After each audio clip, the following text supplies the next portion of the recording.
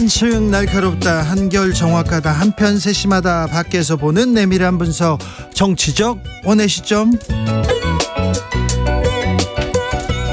오늘의 정치권 상황 원회에서 더 정확하게 분석해드립니다. 이현주 전 국민의힘 의원. 네, 안녕하세요. 부드러운 카리스마 이현주입니다. 그리고 노영희 변호사입니다. 네, 안녕하세요. 노영입니다. 네, 이 문제부터 물어봐야 될 것 같아요. 이동관이 돌아온답니다. 윤 대통령이 빠르면 이번 주에 이동관 전 청와대 홍보수석을 신임 방통위원장에 이렇게 임명한다는 이런 얘기가 나오는데요. 저는 좀 무서워요. 노영희 변호사님? 저도 무서워요. 그래. 이동관 씨는 암흑천지로 통한다네요. 언론계에서. 그 이명박 정부 때 언론이 좀 암흑이었죠. 그러니까요. 그래서 그때 청와대 대변인 2008년도 하면서 언론 특보 하면서 방송 장악이 엄청났었는데, 대통령이 사실 우리가 이제 어떤 사람을 임명을 할 때 그 사람의 과거 배경 같은 게 별로 좋지 않으면 그것하고 현재하고 좀 사람들이 연결해서 볼까봐 조심하는 마음에서라도 원래 안 임명하는 게 맞는 거 아니에요? 그런데 그렇죠.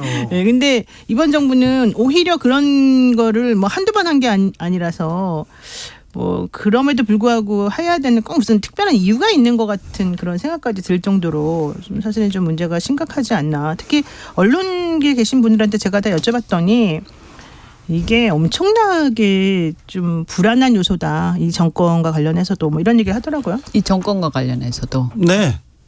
그렇게 이렇게 폭주하면 폭주하면 그게 도움이 되지 않아요. 않습니다. 그 입을 닫게 한다고 해서 그게 도움이 되진 않을 건데요. 그런 생각도 합니다. 근데 이제 제가 걱정이 되는 거는 그때 MB 때는 언론이 꽤 투쟁력도 있었고요. 그리고 MB는 또 여론의 눈치도 좀 봤거든요. 네.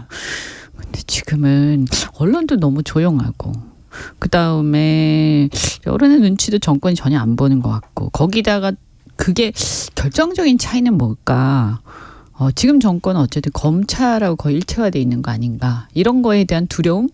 이게 네. 좀 있는 것 같아요. 네. 그냥 단순히 권력이 있고 그 권력이 언론을 장악하려고 하고 있기 때문에 겁난다. 이게 아니라 거기에 플러스 검찰 권력을 수반하고 있다. 이게 더 두려운 거죠. 특히 과거 같으면 정권이 직접적으로 인사권이라든가 재정에 영향을 미칠 수 있는 공영방송만 문제가 됐었는데, 주로 공영방송을 네. 위주로 문제가 됐었잖아요. 근데 지금은 희한하게 민영 방송이나 민영 언론이 더 벌벌 떨고 더 눈치 많이 봐요. 그럼요. 지금 네. YTN은 민영화될까? 그리고 MBC는 어떻게 치고 들어올까? 그런 걱정 많이 하고 있습니다. 우리 이미 죄송한 얘기입니다만 MBN, SBS 뭐 이런 방송들은 이미 상당히 편파적으로 됐다라고 다 생각해요. 네. 그러니까 MBN은 기본적으로 지난번에 이제 재판 받은 게 있지 않습니까? 6개월 동안 네. 그 정지시키는, 그걸 해결하기 위해서 좀 더 몸을 좀 사려야 되는 측면이 있는 것 같아요. 그러니까 그런 식으로 이게 보세요.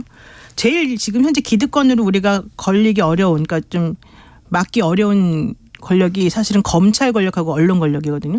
근데 지금 만약 이동관 씨를 임명을 하게 되면 두 개를 다 손에 쥐는 셈이고, 여기에 방통위라고 하는 이제 허수아비 기관마저 이제 만들어지는 거거든요. 이렇게 되면 저는 근데 이게 그렇게 옛날식으로 이 두 개를 내가 꽉 잡았으니 해결된다, 내지는 지금 검찰 캐비넷에 다 들어있으니까 괜찮겠다, 나는 그건 아니라고 봐요. 그러니까 이게 상당히 문제가 제가 볼 심각해질 수 있어요. 때는 끝은 굉장히 안 좋을 거예요. 끝은. 그런데 이제 그 사이에 굉장히 힘들겠다, 모두가. 예. 예. 그리고 이게 거기다가 국회가 이걸 잘 견제해야 되는데 국회마저 너무 유약하다. 그리고 어쨌든 과방위 위원장도 최측근인 장재현 의원이 꿰찼잖아요. 네. 그러니까 어쨌든 뭐 또 근데 사람들이 제가 이렇게 얘기하면 너는 보수가 아니냐 뭐 이렇게 얘기하기도 하는데요.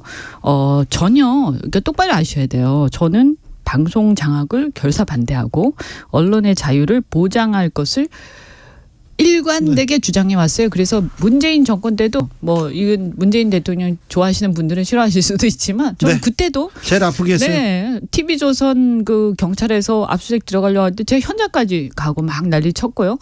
그때 그 뭐 TV조선이 잘하고 못하고 이런 문제가 아니라 저는 언론사의 수사기관이 가는 것 자체, 이게 문제가 있다. 그리고 지금 MBC한테 하는 것도 전 절대 반대예요. 네. 정말 MBC가 이뻐서 그런 거 아니고요. 예. 이런 것을 우리가 그냥 자꾸 넘어가면 절대 안 된다. 이거 어느 진영이든 간에 저는 이 문제는 아주 냉정해. 아니 대통령 자유 좋아하시잖아요. 네, 그러게요. 방통위가 이동관 씨가 방통위원장이 된다고 해서 허수아비가 되지는 않을 텐데요.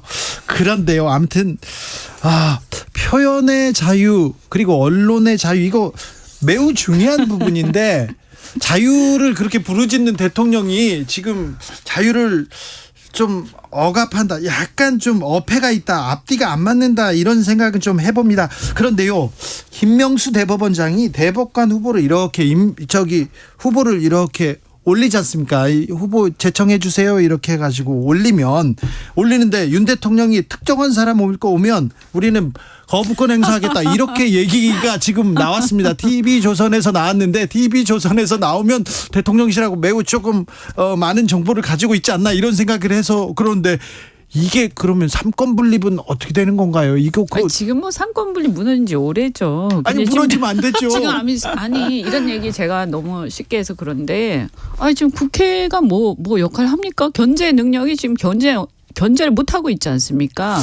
그러니까 예를 들어서 거부권 행사 할 수 있죠. 하지만 이건 제2 요구권이에요. 제2 요구권. 근데 사실상 종국적 거부권이잖아요. 그러면 국회 그것도 한두 건에 대해서 하다 안 돼서 그것도 아니고요. 그냥 지금 정부나 대통령의 마음에 안 들면 무조건 거부권이에요. 그리고 사실상 입법권도 지금 없는 거예요. 국회에는. 어찌 보면 그런데요. 그렇죠. 이게 보세요.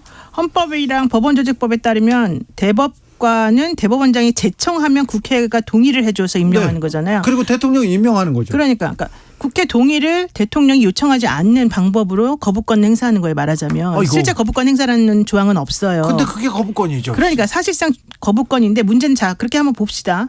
김명수 대법원장이 이 우리법 연구회 출신이라고 하는 우리 정계선 판사라든가 이런 분들에 대해서 제청을 했는데 그 사람이 그 특정 연구회 출신이라는 이유 뭐 이런 것 때문에 사실 싫다는 거잖아요. 그러면 안 해줄 거란 말이에요. 동의 요청하지 못하게 할 거란 말이죠. 그런데 김명수 대법원장은 9월이 임기예요. 예? 임기 만료 때까지 그러니까 공석으로 왜냐하면 지금 7월이면 이제 끝이 나니까 두 명의 자리가 그러면은 8월 9월 정도까지는 공석으로 놔둘 가능성이 있어요. 문제는 김명수가 그만두고 나면 누가 옵니까? 대통령이 원하는 사람이 이제 들어오겠죠. 네. 그런데 대통령이 원하는 사람이 들어오려면은 또 뭐 이것저것 절차를 거쳐야 되지 않습니까?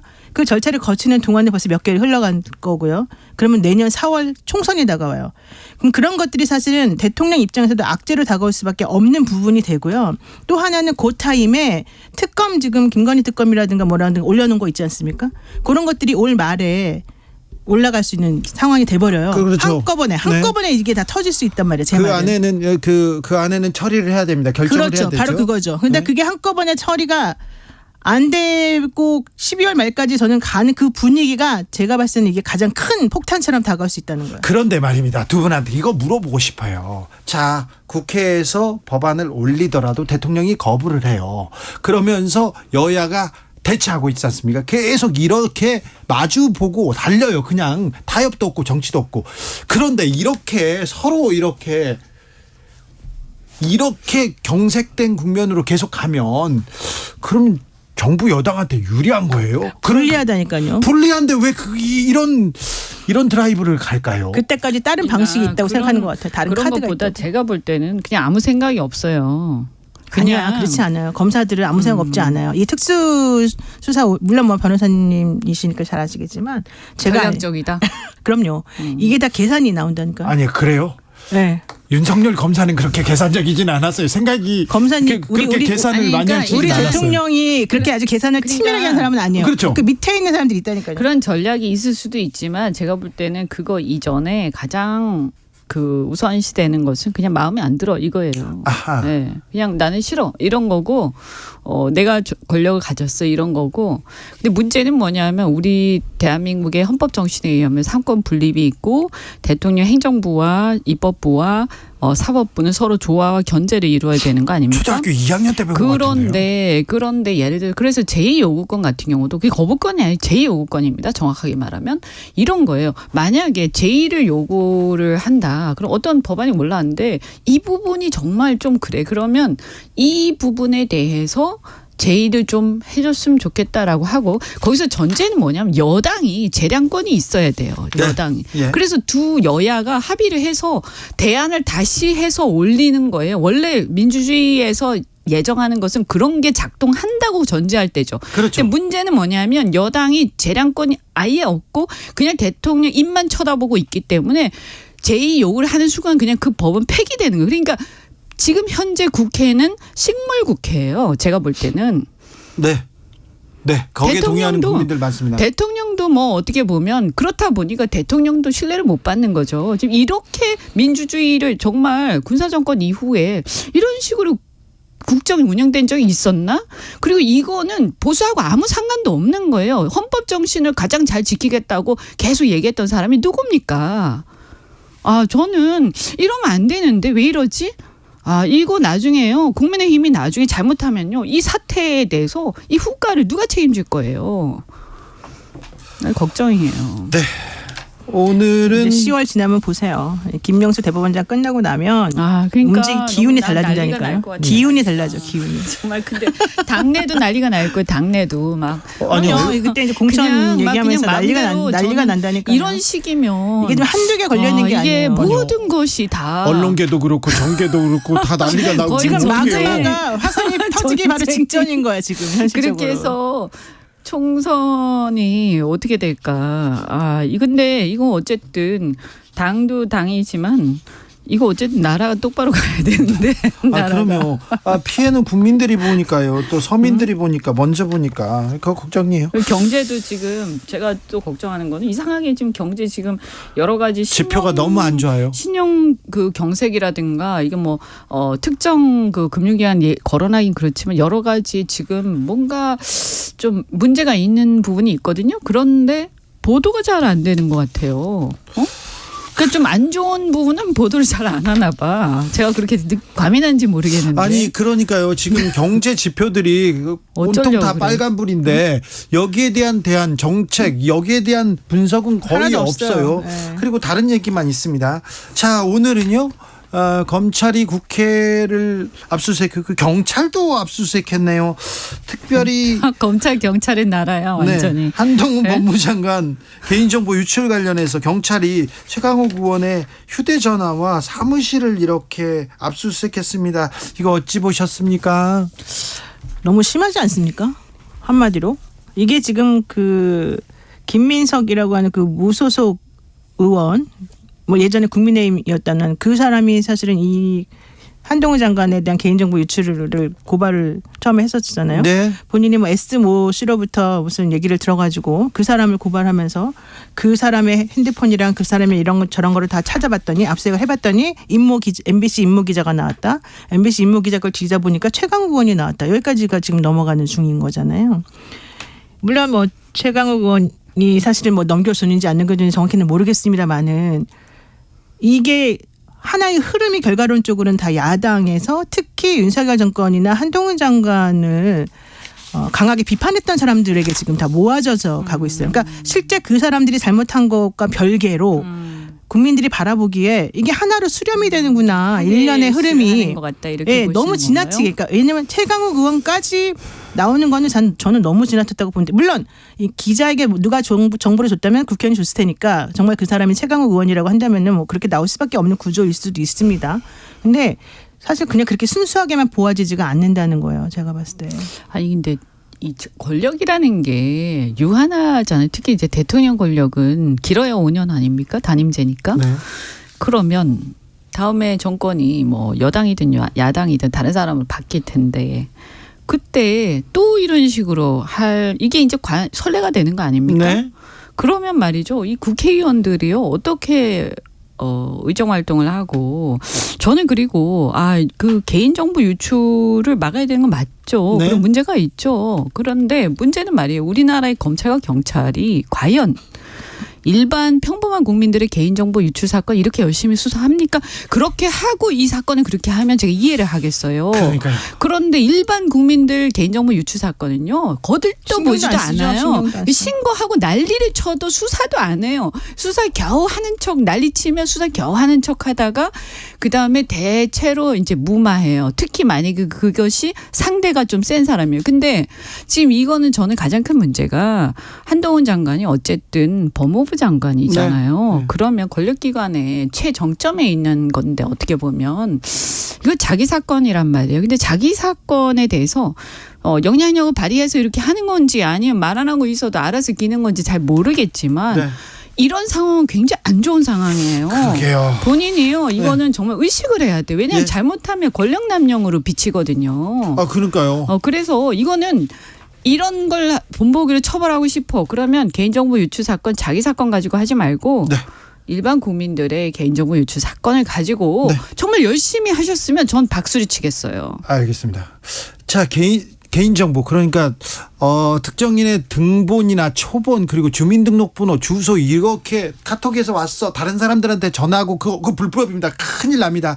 그런데 이번 사건은 그게 아니에요. 국회에 제출된 인사청문회 자료를 언론에 이렇게 봐가지고 검증하는 과정이에요.